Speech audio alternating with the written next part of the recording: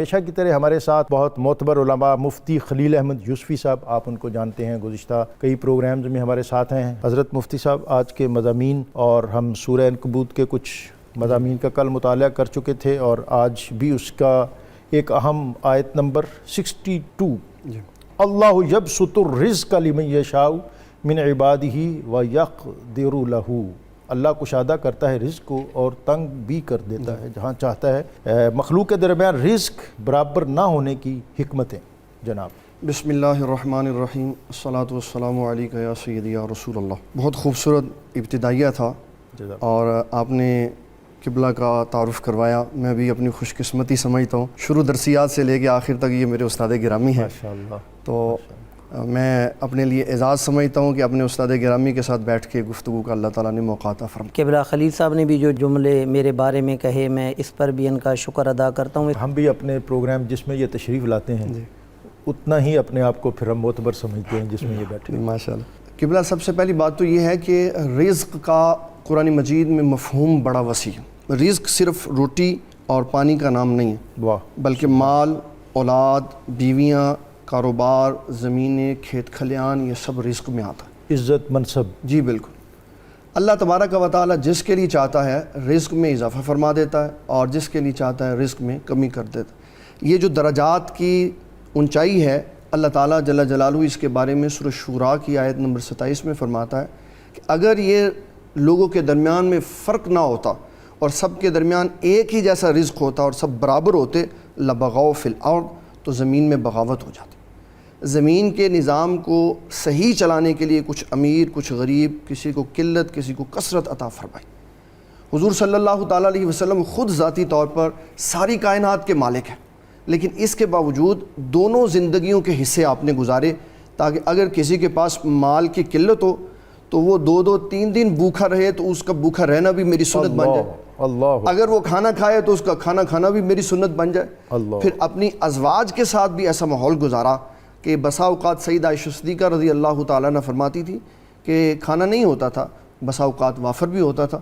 تو دونوں طبقات کو سنت کے ساتھ وابستہ رکھنے کے لیے اللہ تعالیٰ نے اپنے محبوب صلی اللہ علیہ وسلم کے گھر میں بھی یہ سارا ماحول رکھا۔ سبحان۔ دوسری بات، حضور صلی اللہ تعالیٰ علیہ وسلم کی اس حدیث کے راوی حضرت سیدنا ابو ہریرہ رضی اللہ تعالیٰ عنہ ہیں۔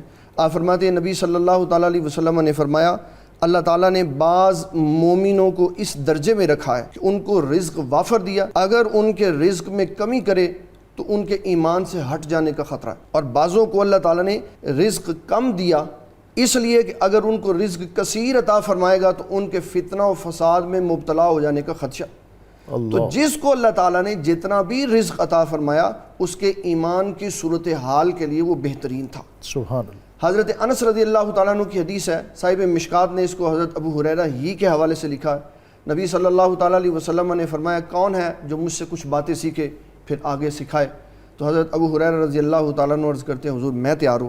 تو نبی صلی اللہ تعالیٰ علیہ وسلم نے فرمایا مجھے پتا تھا یہ باتیں سیکھنے کے لیے آپ ہی پہل کریں۔ سبحان اللہ۔